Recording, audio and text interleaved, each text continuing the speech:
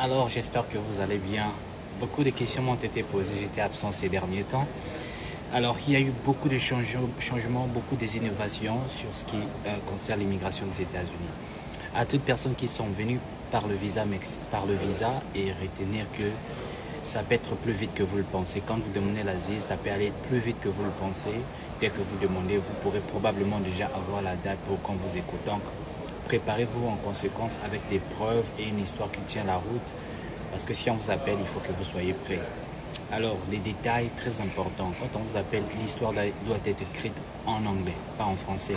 Les preuves doivent être interprétées et cachetées pour la légalisation, doivent être en anglais. Retenez toutes ces choses-là parce que ce sont des choses très importantes.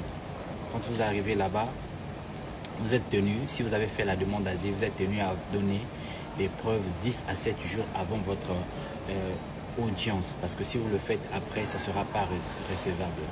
C'est ce que dit la loi de l'immigration. C'est spécialement pour les gens qui viennent avec le visa. Pour les personnes qui sont venues par la frontière mexicaine, vous avez encore le droit de demander l'asile sur le territoire américain parce que toutes les lois qu'on avait demandées, en fait, ils voulaient que les gens n'aient plus le droit de demander l'asile aux États-Unis. Ça n'a pas été accepté pour l'instant. Donc, demandez votre asile. Si vous êtes ici dans le territoire, demandez votre asile, c'est le seul moyen pour vous d'être là. Je veux parler aussi d'une chose très importante que peut-être vous ignorez. Tant qu'on ne vous est pas jugé, tant qu'on vous n'a pas encore écouté, on ne peut pas vraiment vous déporter, sauf si vous êtes dans un cas extrêmement malchanceux.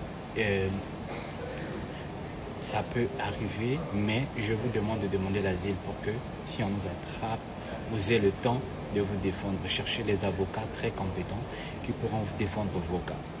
Parce qu'il y a tellement d'imprévisibilité autour de l'administration actuelle des États-Unis.